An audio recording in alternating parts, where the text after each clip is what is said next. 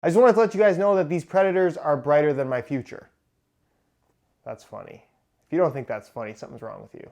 What's going on, guys? Josh from soccerreviewsforyou.com, bringing you my review plus on-feet video of a pair of boots that I am personally very excited about, the Puma Future 2.1 Netfit in the launch 2018 World Cup Illuminate Pack colorway. Now, if you're familiar with the Puma Future concept, of course, it is a knitted base with a Netfit system on top, allowing you to fully customize the lacing system. This 2.1 variation replaces the original 18.1. And I realize the names don't really make that much sense in terms of the 18.1 coming before the 2.1, but that's what they chose to name this shoe, so we're gonna have to roll with it. And really, the original Puma Future 18.1 has been one of my go-to boots ever since it came out. Truly one of my personal favorites. I'd say top 3 in my own personal rotation when I'm not testing out boots. If I'm playing on artificial grass over the last several months, I've pretty much been wearing the Future 18.1 exclusively. I like them that much. So the fact that we have a brand new model that features most of the same elements begs the question,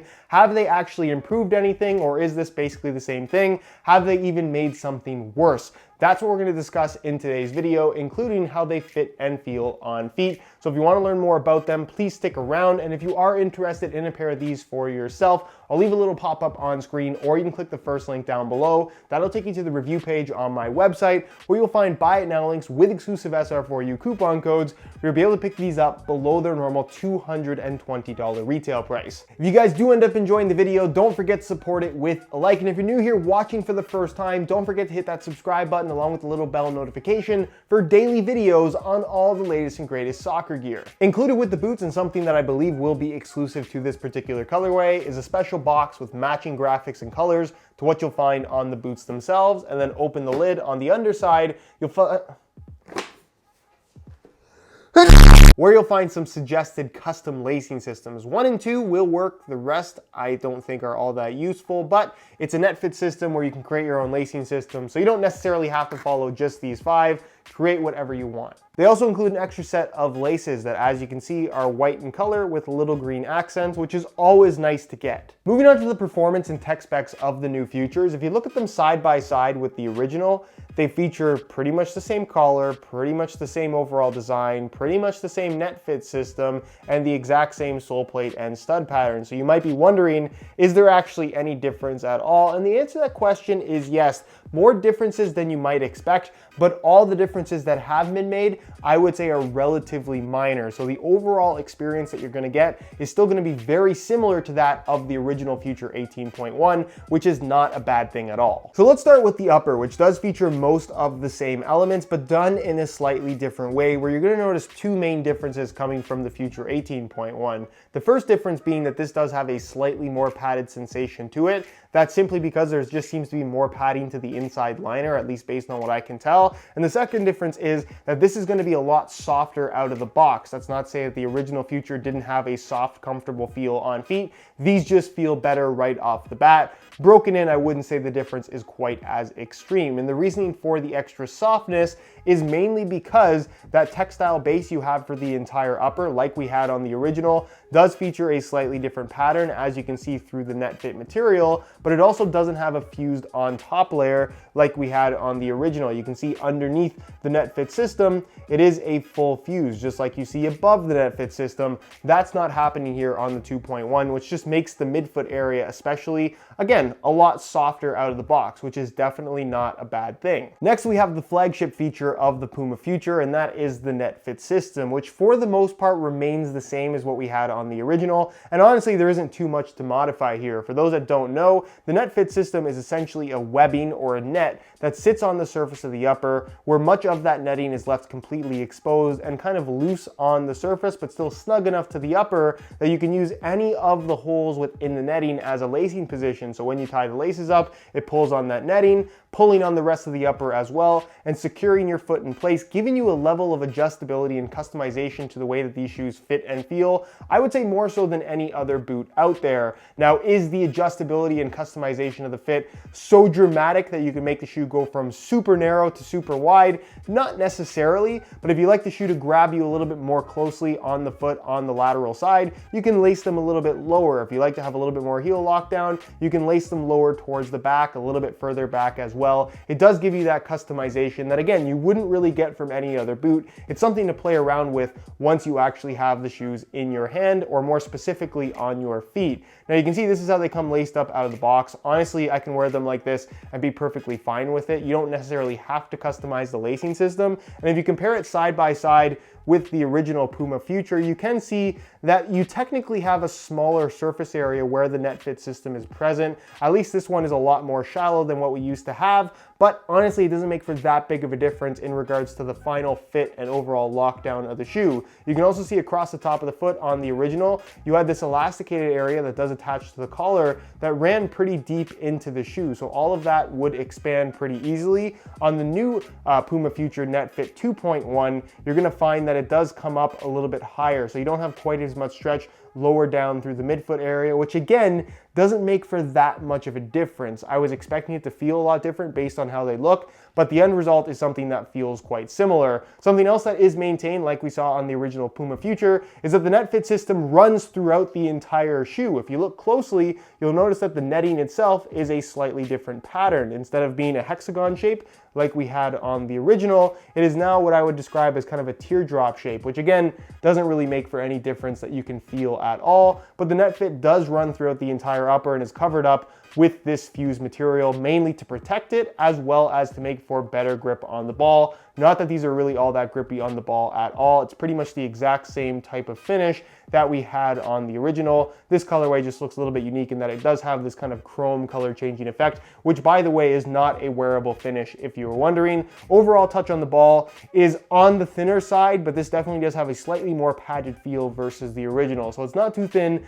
not too padded. It's kind of somewhere in between, but a really nice touch nonetheless. Just because I know people will ask, I know there's a lot of people concerned about this Netfit material ripping if you get stepped on or something like that. I have personally never had that issue, and I've never actually seen a pair of Puma Futures with a Netfit system actually rip either. So as far as durability is concerned, I know it seems like it would be a weak point on the shoe, but it does not seem to be an issue whatsoever. But can you wear them laceless like Marco Reus did with the original and is now doing with the Puma Future 2.1 with the laces removed, as I've shown with the original in a playtest video that I made? If you haven't seen that, I'll leave a little pop-up on screen. You can technically get away with wearing these with no laces at all. Would I necessarily recommend it? No. And in comparison to the original, given that this material is a lot more flexible through the midfoot area especially, this doesn't feel quite as secure as the original without the laces. But if you did really want to wear them laceless for whatever reason, you can get away with it. Just don't expect them to necessarily perform all that well, for your foot to be as secure or as locked in as it's supposed to be, and really for the shoe to perform optimally as a whole. You can do it, but I wouldn't necessarily recommend it. Moving on to the rear of the shoe, you're going to find the collar. Some people consider the Puma Future to be a mid-cut shoe. Honestly, this feels like a low to me. There's no real benefit to the collar as far as ankle support, if that's something that you're wondering. This is there more so for the sake of looks. And honestly, as far as collars go, I think that this is actually a pretty cool looking collar, but the overall construction and feel of it is identical to the original. It's still made from that stretchy evoKNIT material, which is basically Puma's variation of Nike's Flyknit or Adidas's PrimeKnit. Everyone has their own knitted upper now. This is what they have featured here. And really the difference in comparison to the original is that they've just made the knitted material a little bit thicker. You can see now when it stretches, it reveals an extra color. And this is something that will vary from colorway to colorway, but for the most part, it feels identical. It still looks really cool. They give you the pull tab on the front, the pull tab on the back, which is nice because it does make them easier to put on and take off. But other than that, aside from slight differences in the way it looks, it feels exactly the same. At the back, you'll find that the shoe does feature an internal plastic heel counter, identical construction to the original. And internally, it's still that synthetic suede liner, which is difficult for me to show you. It's a little bit dark in there. Decent amount of padding. Again, pretty much the exact same setup as the first ones, which I had no issues with whatsoever. I really feel like this is one of the more comfortable synthetic boots currently on the market. The insoles are fully removable and completely unchanged as well. It features a synthetic suede lining on top, a single layer of this red foam with some perforated yellow foam in the forefoot, as well as in the heel for a little additional comfort and padding. Nothing special as far as insoles go, but definitely not overly cheap either. They get the job done. Which brings us to the sole plate and stud pattern, which is identical to what we had on the original Puma Future. And honestly, I'm glad they didn't make any changes to this. I really like this layout. The sole plate is made out of a PEBAX material, has really good flexibility, but at the same time, a very solid feel to it. They got the thickness on this sole plate just right, in my opinion, and it's got good reinforcement through the heel and midfoot area as well. And then of course you have the stud pattern, which is actually an FG-AG stud pattern. Definitely more of a true FG stud pattern, I would say. It does perform best on firm natural grass, especially considering the length of the studs. I would consider these to be a little bit too long for most artificial grass playing surfaces, but you can get away with it. And like I mentioned, they got the thickness of the sole plate just right to where stud pressure on artificial grass, even if it's a little bit more shallow, isn't really an issue that I personally experience with this boot. So that is definitely a good thing. The stud pattern layout, as you can see, is mostly conical studs. You're gonna find those at the front in the forefoot, and then 3 support ones in the middle, one kind of toe pick stud that is rounded as well, and then bladed support studs at the base of the forefoot, at the base of the heel, and at the very back you go back to conical shaped studs. It's a really good blend of really aggressive traction, but still that freedom to twist and pivot, mainly because you do have these conical shaped studs, which are more traditional, but they're fairly narrow in profile, and their positioned and length is a little bit more aggressive than the average conical stud, which again gives you that good blend of kind of modern and classic feel combined into one stud pattern. The fact that you can use these on artificial grass and not have to worry about the durability as well is definitely a nice thing. When it comes to weight, I was actually a little bit surprised that these are heavier than the original Future 18.1. In a size 9.5 US, the 2.1 weighs in at 8.2, 8.3 ounces, which is about half an ounce more than the original. Is that half an ounce really a big deal? In my opinion, no. I actually tested these out not knowing the weight of the shoes at all, not knowing if they were lighter or heavier than the original. And for the most part, my general impression is that they felt pretty much the same when playing in them. But when I put them on a scale, as you guys can see, they technically do weigh a little bit more. Is it significant enough to where you should be worried about the weight increase? In my opinion, no. But considering that this is kind of the unofficial speed boot from the Puma brand right now, over the 8-ounce mark, I would actually say is possibly a little bit too much. It's not a problem for myself, but if you are comparing this to the weight of a Mercurial Vapor 12 Elite as an example, they are going to weigh significantly more. So ultimately, it does depend on what you want. If you're looking for something excessively light, these are not going to provide that, but as long as you don't mind a shoe that doesn't feel super, super light, you're not going to have any issues with the weight of these whatsoever. So as you can see, I swapped out the stock green laces for some black reflective SR4U replacement laces, which accent nicely with all the black detailing you have on the upper. And the whole shoe is about the lacing system, so it kind of makes it pop that much more. If you have a custom lacing system, it's going to be a lot more noticeable with contrasting laces. If you're interested in some replacement laces for yourself, the website to go to is www.sr4ulaces.com. There'll be a little pop-up on screen as well as a link down below in the description. So if you're interested in a pair, be sure to go ahead and check that out. On feet, the Future 2.1 feels really good. Again, it's not drastically different in comparison to the model it replaces. Slightly softer through the midfoot, but other than that, the overall shape, the way the Netfit system works, the heel area, the sole plate underfoot, that feels all pretty much identical. So there's not a significant difference here, which is not a bad thing. You can see I have my right foot laced up with my own custom lacing system. And again, it's something you kind of have to set up for your own foot based on the shape, as well as what you like the feel of. If you want an explanation of how I lace them up on the lateral side in the lower position, so I get more of the upper grabbing my foot more tightly. And then on the medial side, because I am slightly flat-footed, I leave the laces higher up, so there's more expansion in that area of the foot, which just ends up being a lot more comfortable for me. So despite this being the exact same shoe on my left and right foot, because of the way they're laced, they do end up fitting my foot and really feeling just that little bit different. That does make for a more noticeable difference than I think you might expect if you've never tried out Puma Futures before. So it's something you kind of have to play around with rather than saying that one setup is the best for everybody, because that's not necessarily the case. As far as break-in is concerned, there's really not much to break in here. It's very soft, even softer than the previous ones out of the box. So I think these are going to feel pretty good for most people from the get-go. Not too much to get used to here. And as far as width is concerned, they are going to be wide enough for just about anybody. The Future is really one of those shoes that I think will fit anybody. Wide feet, narrow feet. Again, it's just a matter of changing up the lacing system so you get that secure, locked-in feel on your feet. So as long as you don't have super, super wide feet or super, super narrow feet, you're unlikely to have too many issues with the way that these fit.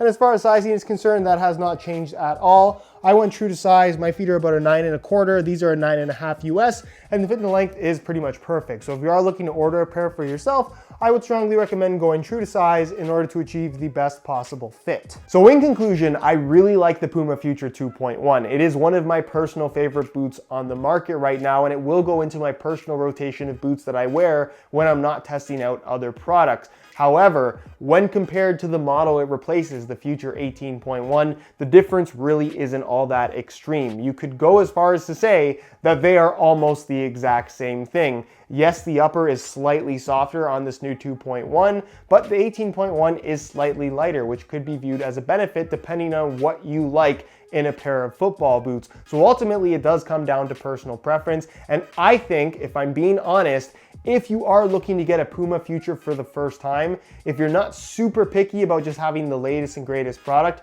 save the money and get the Puma Future 18.1 that is now on sale for essentially half price, because the experience that you're gonna get is 99.9% of what the brand new Future 2.1 has on offer. Don't get me wrong, it's a really good boot. I can very strongly recommend it, but while the original Future is still available at a highly discounted price, that is probably the one that I would buy just to save the money, because again, the experience is almost exactly the same. Great boots, not necessarily worth it right now. Anyways, guys, that is it for my review of the Puma Future 2.1. Hopefully you enjoyed. If you did, be sure to support it with a like. Again, if you're interested in a pair of these for yourself, you can click the first link down below. That'll take you to the review page on my website, where you'll find buy it now links with exclusive SR4U coupon codes, where you'll be able to pick these up below their normal $220 retail price. If you have any questions, as always, leave them down below in the comments, and I'll do my best to get an answer out to you as soon as I possibly can. Subscribe if you haven't already for daily videos on all the latest and greatest soccer gear. You can find all my social media information linked down below in the description as well. Other than that, guys, hope you enjoyed the video. As always, thanks for watching.